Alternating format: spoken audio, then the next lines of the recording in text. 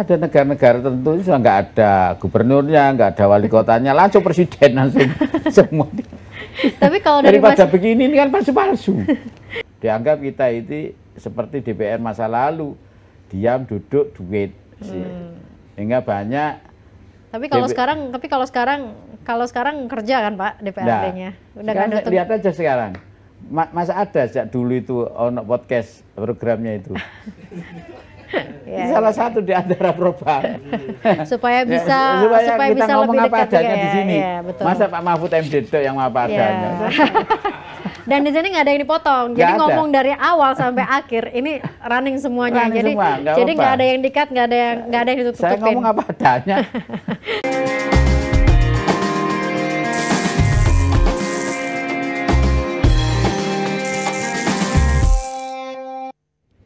Assalamualaikum warahmatullahi wabarakatuh. Apa kabar dulur-dulur Jawa Timur? Semoga semua dalam kondisi sehat walafiat dan kembali berjumpa dalam podcast channel Jatim Channel, podcast DPRD Provinsi Jawa Timur. Nah, kalau kita bicara tentang DPRD Provinsi Jawa Timur ini kan punya banyak sekali tugas dan peranan, mulai dari penganggaran, legislasi, dan masalah pengawasan. Nah, ini kita juga akan membahas tentang perekonomian di Jawa Timur. Seperti apa tugas dan peran fungsi dari Dewan kalau kita berurusan dengan ekonomi. Selain dari sisi nanti pembuatan perda, pengawasannya gimana sih supaya ekonominya ini benar-benar bisa ditingkatkan?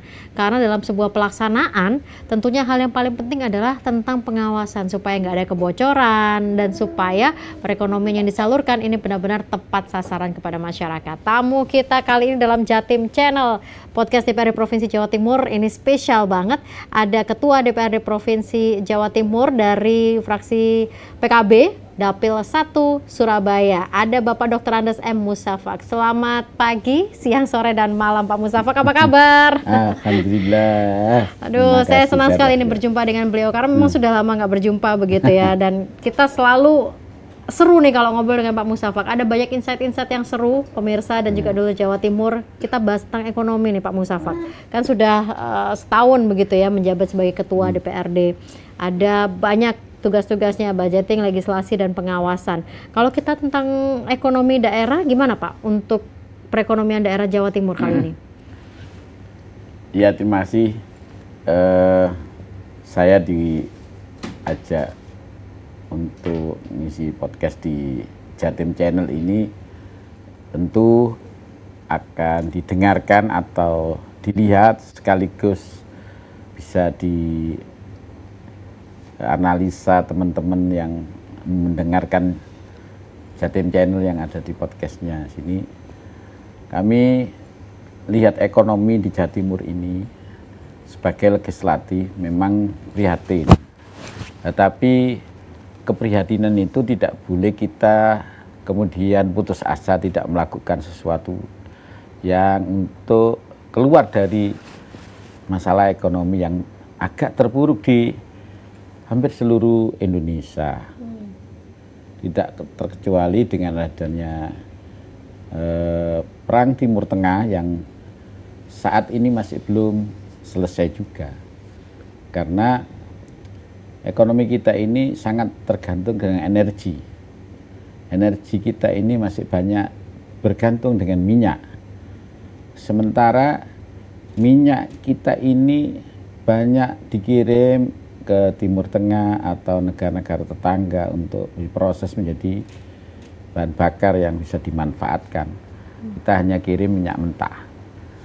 Ketika di Timur Tengah terjadi peperangan, gejolak seperti ini, pasti akan ada halang-halangan untuk kelancaran pengiriman ini. Kemudian kalau minyak ini agak langka, pasti akan berdampak kepada perekonomian yang lain. Karena barang dari desa dikirim ke kota atau barang kabupaten satu ke lain, pulau satu ke lain, ini semua menggunakan energi dengan minyak. Kalau minyaknya mahal, pasti akan berdampak kepada perekonomian yang ada di wilayah itu, akan menjadi signifikan untuk bisa naik harga. Nah, harga ini yang pemerintah harus hadir. Ketika kejadian seperti ini, rakyat harus juga diberi semacam suntikan-suntikan, bantuan-bantuan yang di situ sifatnya adalah untuk meringankan beban dengan pengaruh adanya ekonomi global yang sekarang ini lagi nggak baik. Suntikan ini sifatnya seperti apa? Apakah modal atau bantuan-bantuan lain, Pak? Tapi kalau mungkin sebelum masuk ke suntikan kepada masyarakat, Jawa Timur ini kan dari dulu selalu dikatakan sebagai pilar untuk perekonomian nasional, begitu. Betul. Kalau tadi dikatakan sedang tidak baik-baik saja, agak prihatin. Sebenarnya kondisi Jawa Timur itu seprihatin apa sih, Pak? Apakah juga mengganggu keberadaan Jawa Timur sebagai pilar ekonominya nasional atau bagaimana? Kami melihat itu bukan tanpa data ya, tetapi kami mendengarkan langsung dan menyerap langsung dari ketika kita diundang ke daerah tertentu, ketika kita melakukan reses, ketika melakukan sosialisasi dan seminar-seminar yang ada atau program suluh seminar itu, hampir seluruh masyarakat yang kita undang itu sekarang yang dibicarakan itu persoalan adalah pengangguran, lapangan kerjaan, ekonomi kita lagi agak seret, hotel-hotel banyak merumahkan pegawai-pegawainya, karyawannya. Berarti ini ada perekonomian yang nggak bagus. Sisi lain pemerintah pusat mengeluarkan perpres ya nomor 1, yaitu efisiensi. Efisiensi ya? Ya, efisiensi.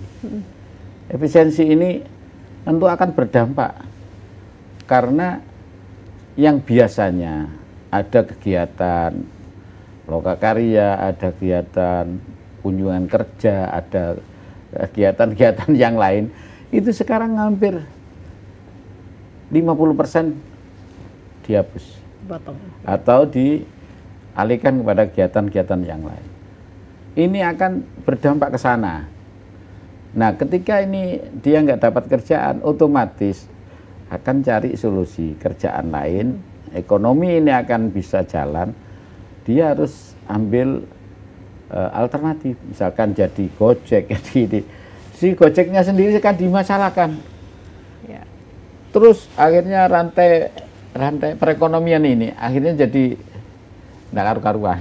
Kalau dari pengamatan Pak Musafak dengan rekan-rekan DPRD Jawa Timur begitu sebagai sisi legislasi dan pengawasan, apa jaring pengaman yang sudah diberikan oleh pemerintah Jawa Timur dalam hal ini?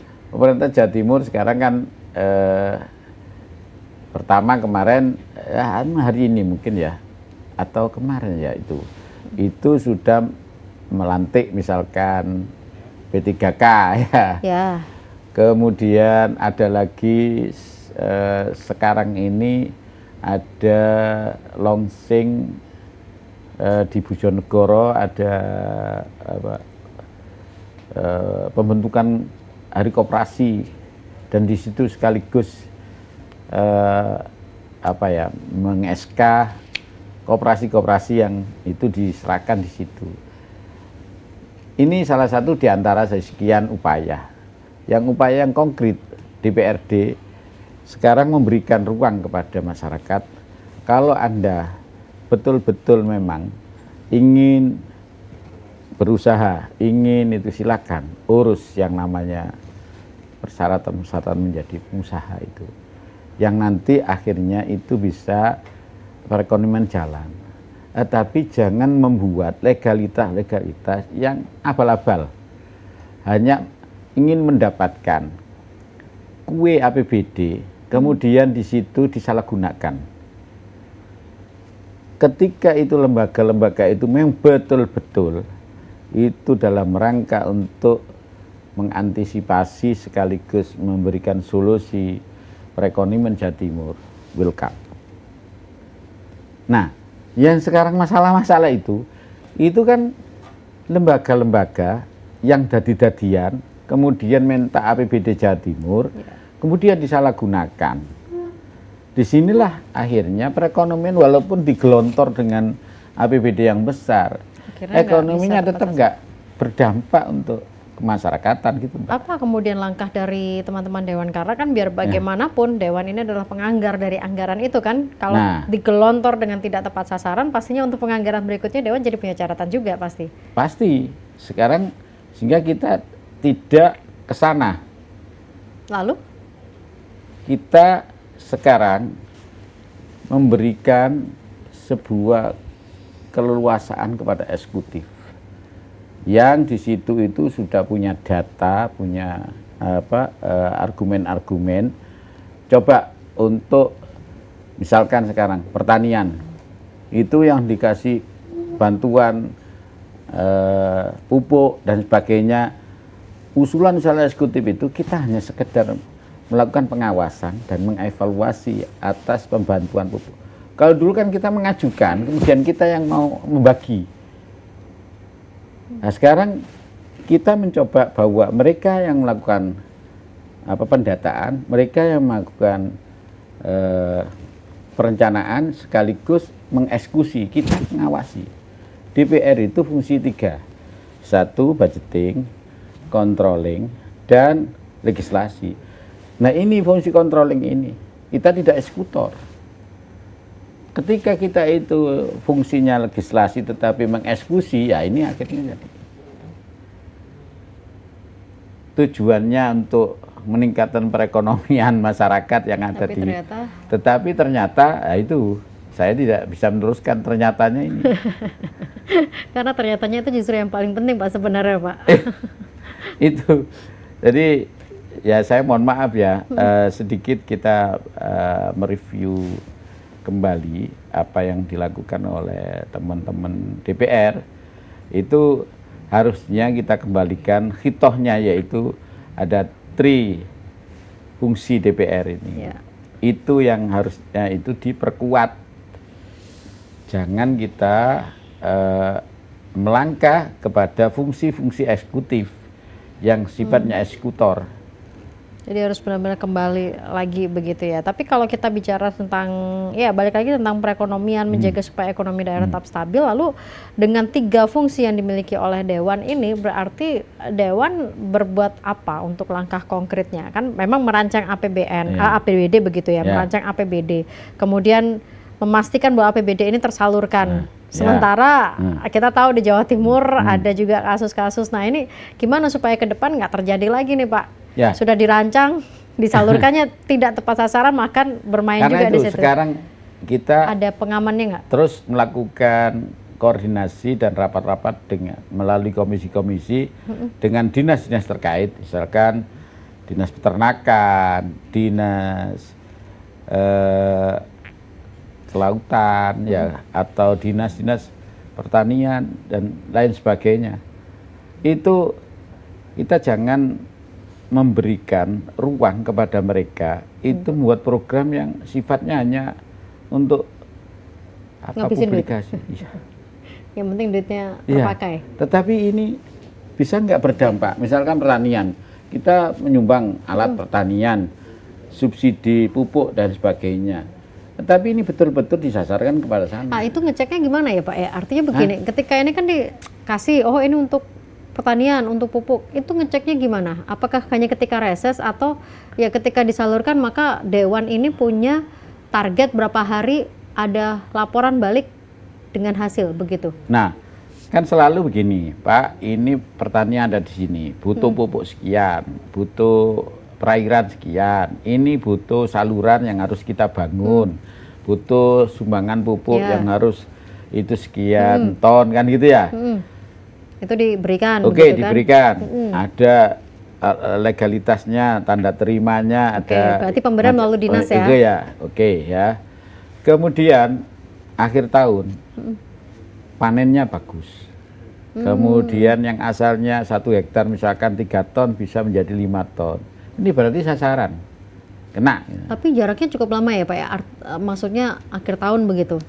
Ya kan nggak sampai itu 1 tahun. Kalau panen itu ya kan maksudnya beberapa bulan. Khawatirnya karena ada juga beberapa begini Pak. Ketika mungkin alat disalurkan, ternyata belum sampai akhir tahun ini alat sudah tidak terpakai atau mubazir begitu. Dan karena pengecekannya akhir tahun, kita ada waktu kosong yang kita tidak tahu ternyata alat ini tidak terpakai atau mubazir. akhirnya anggaran itu kan bisa dikatakan karena itu di daerah atau di desa-desa itu kan ada itu tadi koperasi, kelompok tani ini dan sebagainya. Itu membantu melaporkan pelaporan kepada aparat yang ada di wilayah itu, bisa kelurahannya, lurahan camat kepada bupati, bupati pada gubernur. Nanti juga begitu, DPR kita itu ada DPR provinsi, ada pusat yang memberikan bantuan, misalkan alat pertanian dan sebagainya digunakan atau tidak. Itu kita punya dapil di sana itu bisa memberikan laporan melalui kapoktan yang ada. Nah, kelompok-kelompok ini yang memang sebenarnya itu tujuannya itu sangat-sangat mulia untuk saling bisa ngontrol satu sama lainnya dengan kapoktan. Tetapi kemarin disalahgunakan untuk cari proposal hibah gitu. Dan ini bentukannya itu banyak yang baru-baru gitu loh. Ini yang waduh. yang akhirnya menjadi persoalan gitu loh. Perekonomian kita tidak baik-baik saja, ada tambahan masalah seperti ini juga ya Pak ya? Itu. Ya. Ini oke, yang bermain apakah memang dari kapoktannya atau biasanya mereka hanya dalam tanda kutip dimanfaatkan? Ya, saya tidak mengatakan hanya kapoktannya saja, tetapi juga dari lembaganya juga atau personalnya itu. Mengantisipasinya gimana itu Pak? Dari Dewan? Amputasinya mulai dari penganggaran ini kita tidak boleh begitu.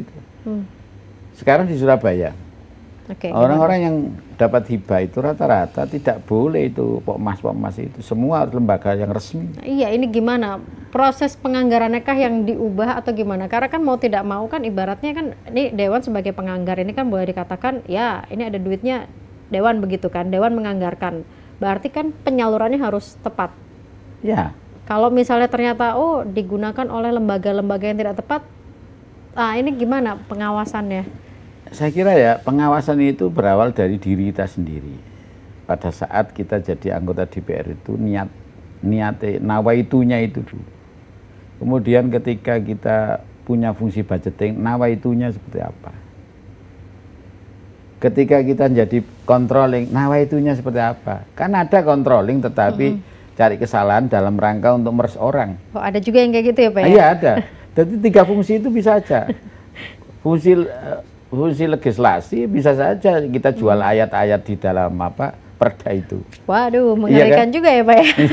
Kan bisa saja. Tapi niatnya kalau salah. Tapi ketika penganggaran itu sudah muncul nggak Pak list nama-nama penerima yang mungkin bisa di cross check atau bisa dikontak? Apakah memang benar nanti Anda akan menerima? Itu kan sekarang itu ketat. Sekarang kan ada ada pengusulan. Secara online juga ada ya? Atau yang bisa dilihat di nah di situ pengusulan itu diverifikasi kemudian oleh dinas yang berkaitan. Misalkan kalau ini kaitannya dengan tempat ibadah, kalau kaitannya dengan sarana prasarana itu ada OPD yang undang itu. Di sana dilakukan verifikasi. Benar tak ini ada. Kemudian benar tak ini volumenya. Benar tak ini itu titiknya kan itu. Nah, di sini lebih kita lakukan semacam sistem yang bisa kita pertanggungjawabkan. Baik. Dan mudah-mudahan itu benar bisa dipertanggungjawabkan. Nah itu tadi kalau kita bicara tentang masalah budgeting dan juga masalah pengawasannya begitu ya. Kalau kita bicara tentang kemudian ada banyak PHK di mana-mana begitu, terutama di sektor manufaktur. Strategi DPRD Jatim gimana nih Pak Musafak untuk membantu pekerja yang terdampak? Ya, pekerja-pekerja yang kena dampak itu, ya memang ini karena ada geopolitik dan ada kondisi luar begitu kondisi itu berdampak juga. Tetapi hari ini Allah memperlihatkan kepada semua manusia, kamu menjadi pengusaha yang beneran atau abal-abal, atau kamu nguras duit pemerintah melalui usahamu itu dalam rangka untuk memperkaya diri sendiri. Itu diperlihat sekarang. Coba itu, ada Sritek misalkan, perusahaan yang begitu besar, setelah ada masalah seperti ini, tahu dia ternyata dia ambil uang duitnya bank apa itu besar-besaran, bukan untuk membiayai perusahaannya dia, tetapi untuk beli aset yang lain. Apakah di Jawa Timur nggak ada? Ratusan, bahkan ada, tapi mungkin tidak terpublish begitu ya Pak ya? Ini belum aja. Tapi sebentar lagi akan muncul itu, bermunculan. Nah ini Pak yang di Jatim Channel ini kita sih nggak berharap tiba-tiba untuk di podcast berikutnya kita ngobrol, oh ini bermunculan satu persatu. Karena begini Pak, semua itu kan baru kita ketahui ketika viral, ketika muncul begitu ya. Apakah Dewan sebagai kepanjangan tangan masyarakat begitu sudah mengetahui, oh ini kayaknya ada tanda-tanda perusahaan ini ke sana. Nah, ada tindakannya nggak Pak? Maksudnya ada tindakan nggak supaya jangan sampai ibaratnya upaya pencegahan? Ya, kembali lagi kita itu bukan lembaga yang menangani persoalan-persoalan penyimpangan dan pelanggaran. Ya, betul.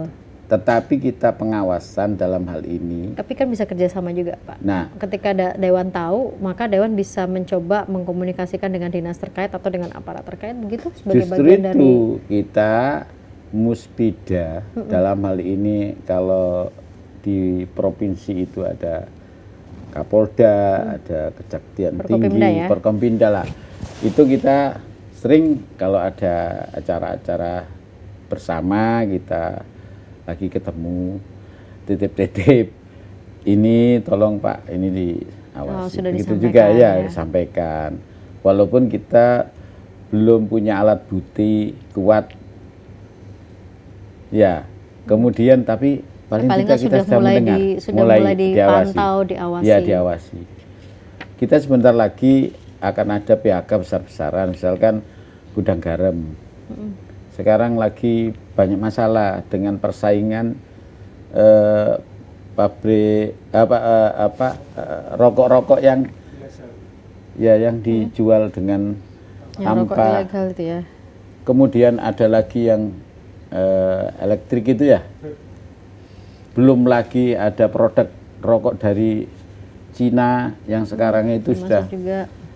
Gudang garam kalau tidak siap dengan ini, dia mengalihkan usahanya, berapa ribu pegawai yang ada di sana yang akan di PHK-kan. Ini pemerintah daerah juga tidak boleh kita diem.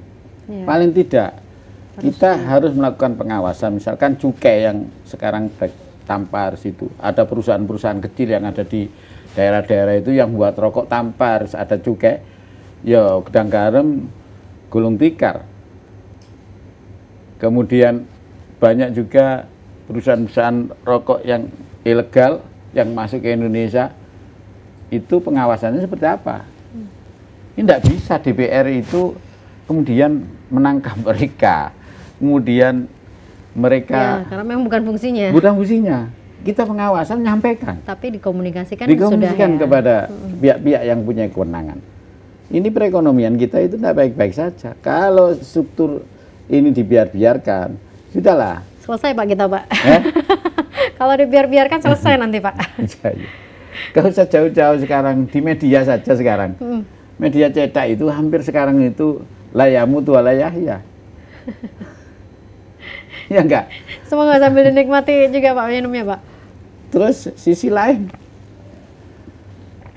kita sudah ngawasi adanya media-media yang mainstream sekarang, yang non cetak ini. Gimana semua sekarang bisa, sementara masyarakat disuguhi dengan pinjol, budol. Ya, pada akhirnya itu menjadi jalur tercepat masyarakat. Jalur tercepat masyarakat untuk pintas. Jalur pintas. Nah, sementara pelaku-pelakunya ya bukan orang lain ya, artinya. Ya. Ini terus gimana? Monggo Pak, sambil supaya tidak bulat juga Pak. Tapi memang jujur nih Pak, karena kan yang ingin dipertanyakan adalah sebenarnya komunikasi di lintas di lingkaran Forkopimda itu seperti apa? Karena itu juga untuk bisa tercapai perekonomian yang baik di Jawa Timur, karena kan itu mulai dari awal sampai dengan akhir butuh komunikasi seperti yang tadi Bapak bilang. DPR tidak punya fungsi untuk menegakkan, yang punya adalah aparat. DPR tidak punya fungsi untuk mengeksekusi, yang punya adalah eksekutif. Maka ya DPR berkomunikasi dengan fungsinya masing-masing begitu. Nah, komunikasi ini jalan nggak sih Pak sebenarnya di Forkopimda? Jadi dikatakan nggak jalan ya jalan, dikatakan jalan ya nggak jalan sebenarnya. Nah, kok ngeri? Ini kok abu-abu ini, maksudnya Ya, gimana Pak? Artinya begini. Maksudnya Coba gimana sekarang nih, Pak? gini, semua perusahaan yang ada di Jawa Timur, kantor pusatnya itu di Jakarta. Oke. Kemudian dia bayar PPN, BPH Berarti itu di masuknya Jakarta. Jakarta berarti ya, bukan Masuk Jawa Timur Jakarta. ya? Padahal limbahnya, Masuk sini. resiko sosialnya itu di Jawa Timur. Nah, ini gimana? Coba kalau sekarang itu otonomi daerah itu betul-betul di provinsi atau kabupaten kota, hiduplah Jawa Timur itu. Dia penghasil cukai terbesar. Kemudian dia produksi rokok terbesar. Belum lagi yang lainnya, Jawa Timur mempunyai potensi yang sangat besar. Coba sekarang ada tambang emas di Banyuwangi. Jawa Timur nggak dapat apa-apa sama sekali. Padahal limbah-limbahnya masuk ke wilayah perkampungan dan sebagainya. Sing dimarahi adalah provinsi. Tapi hasil dari penambangan itu seluruhnya itu adalah regulasi yang ada di Jakarta. Itu gimana ya? Berarti kita dapat sampahnya aja berarti ya Pak ya? Kita dapat pembuangannya aja berarti kita. Nah itulah. Jadi ini bulat ini negara ini kalau bukan saya berarti saya masih percaya. Tapi bukan kalau otonomi ditata, kalau pemimpinnya itu bukan bermental maklar, insya Allah selesai Indonesia ini dengan kekayaan alam yang luar biasa. Mudah-mudahan seperti itu. Berarti memang diperlukan otonomi daerah yang memang benar-benar bisa mengelola secara mandiri begitu ya. Ada negara-negara tertentu sudah nggak ada gubernurnya, nggak ada wali kotanya, langsung presiden langsung semua.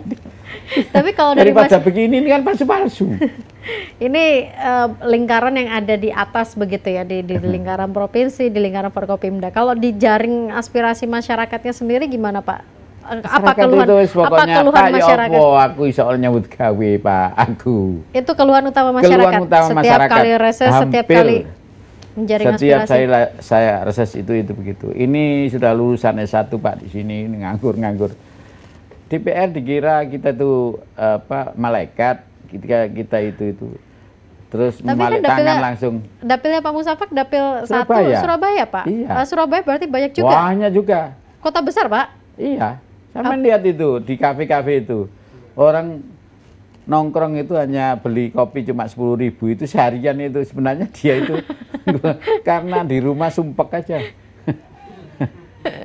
Jadi bayar 10.000 untuk seharian hidupnya Iya, ya, Pak ya? gitu, sumpek. Sementara warung kopinya nggak kedatangan tamu karena yang satu ini nggak keluar-keluar ya, Nggak Pak ya? keluar-keluar. Karena itu sekarang kan banyak warung kopi yang Artinya mejanya bongkar. Surabaya kota besar, sementara di Jawa Timur ada kota kabupaten lain di bawah Surabaya begitu kan istilahnya. Iya, berarti memang sangat-sangat. Enggak, sekarang itu ukurannya aja Surabaya. Saya reses itu hampir 50% lebih itu usulan masyarakat itu minta cari kerjaan. Level Surabaya ya Pak? Level Surabaya. Minta cari kerja. Ada saksinya itu yang menjadi tim saya kalau Mas Rizam itu. Itu tanya itu, kan saya suruh buat semacam kuesioner ya. Kita suruh ngisi data mereka, alamat mereka. Paling banyak kemudian minta usulannya apa? Pekerjaan.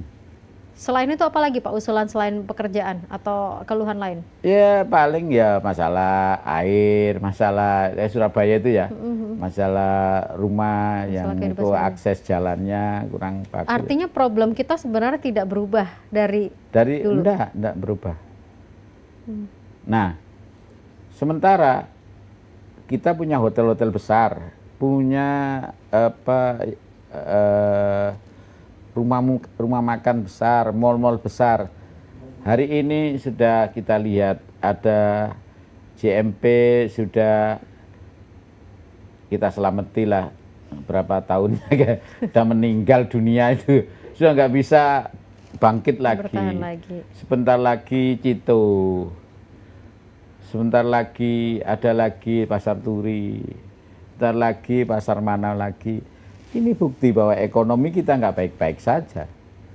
Dan ekonomi tidak baik-baik saja itu apa memang pengaruh besarnya dari luar, atau ya sebenarnya karena kondisi di dalam kita yang dalam tanda kutip ya kita bisa langsung bilang jujur carut marut begitu penyebabnya? Kan gini Mbak, Allah itu memberikan manusia itu kelebihan daripada makhluk yang lain karena kita ini dijadikan khalifah di bumi ini. Karena kita jadi khalifah disediai oleh Allah, itu namanya sumber daya alam. Nah, ketika kita sudah dikasih sumber daya alam yang sangat luas ini, kemudian disalahgunakan, disinilah ini sebenarnya sumber perekonomian kita yang nggak jadi baik. Ya tadi itu, misalkan kita adalah daerah yang produksi garam itu luar biasa. Tapi masuknya ke tempat lain bukannya kita ya. Nah itu kan ya. Coba. Kemudian kita impor garam, bayangkan aja. Kita ini hanya air laut dimasukkan ke tambak, kemudian itu jadi sendiri, Pak. Sementara Australia dia tidak punya tingkat air lautnya itu asinnya seperti. Pak, investasi yang masuk di Jawa Timur gimana Sekarang? Ya, tingkat investasi di Jawa Timur? Kan DPRD juga BPSDM itu.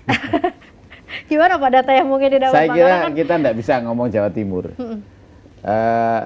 Kita tidak bisa lepas sekarang ini dengan pusat.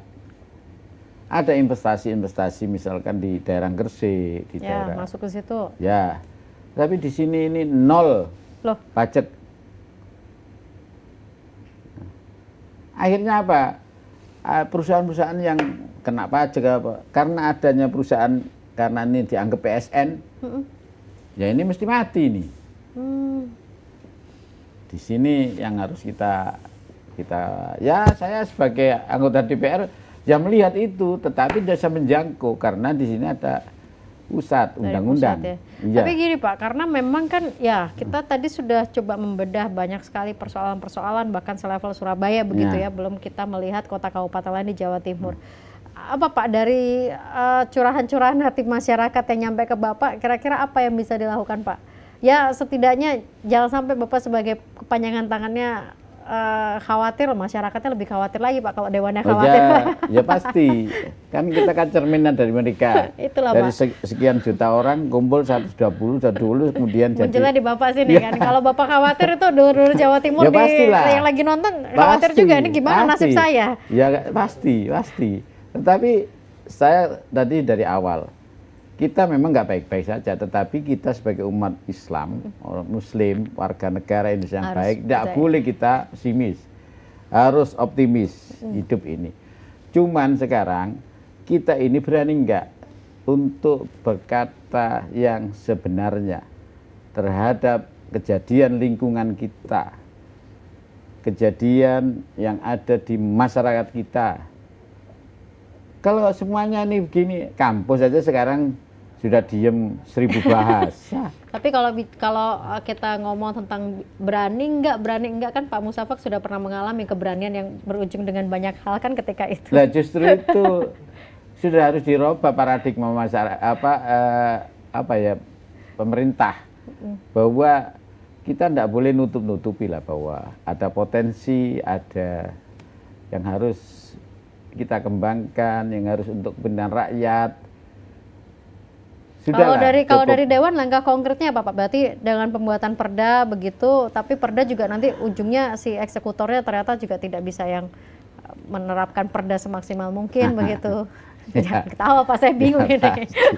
Ya, itu kembali kepada yaitu tadi niatnya kita dimanapun loh.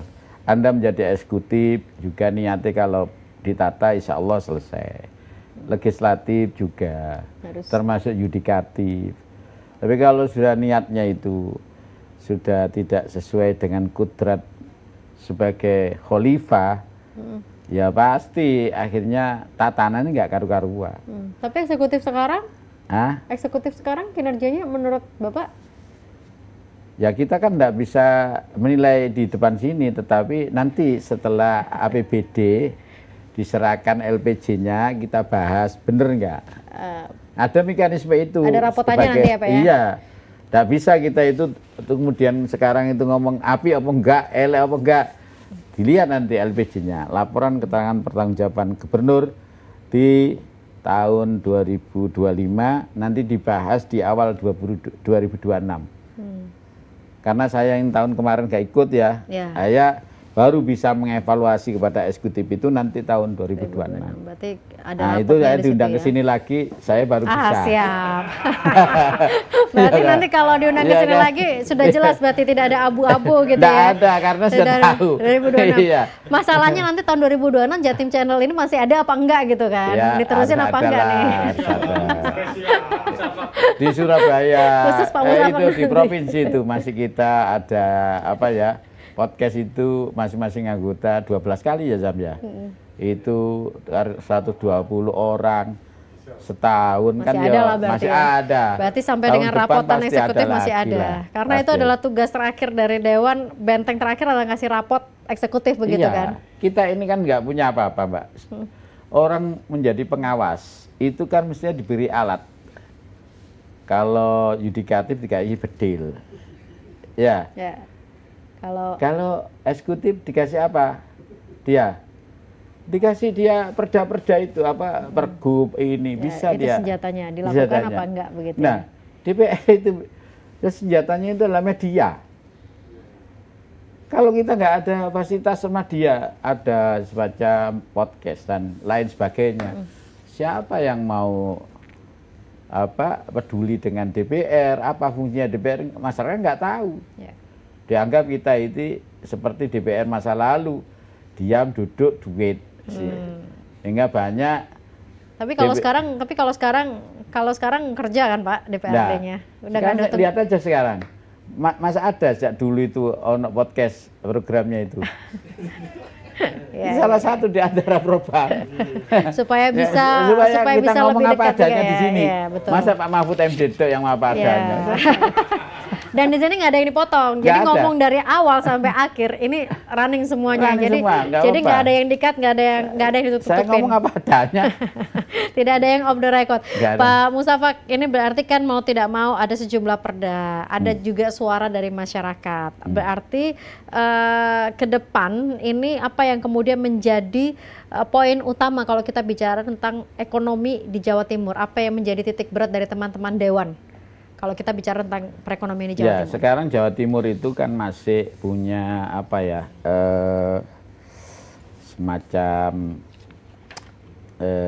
kita ini negara provinsi agraria, atau kita ini industri, atau kita ini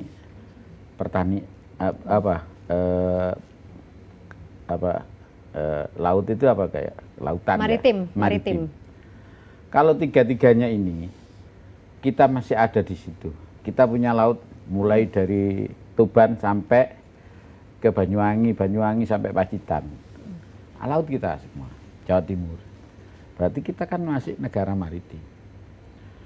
Kenapa kita ini masih tidak bisa punya pendapatan dari sisi kelautan? Baik itu pendapatan dari tambat kapal, dari ya macam-macam itu pelabuhan-pelabuhan itu. Di pelabuhan itu masih dikuasai oleh Pelindo di mana-mana. Kita itu tidak bisa menjamah sama sekali, sehingga ada barang apa saja lewat Pelindo itu nggak bisa berbuat apa. Harus fair ini dibuka. Pemerintah pusat harus mau dia berkorban untuk daerah supaya daerah berkembang. Jangan yang berkembang ini di Jakarta saja. Kalau mau fair ya Jawa Timur dari sisi maritim. Dari sisi pertanian juga begitu. Kita punya lahan yang segitu banyak, belum dilakukan buka. Buat aja food estate itu di Jawa Timur. Waduh luar biasa dengan anggaran sekian. Kenapa diteleng untuk Irian Jaya? Ya ndok kono satu nabrak tanah adat ini di Jawa Timur itu jelas-jelasan tanah gak kurang. Dan itu sangat-sangat butuh peran dari DPRD. Betul, ya. Tapi kita nggak dikasih kewenangan dari pemerintah pusat. Kita nggak mampu.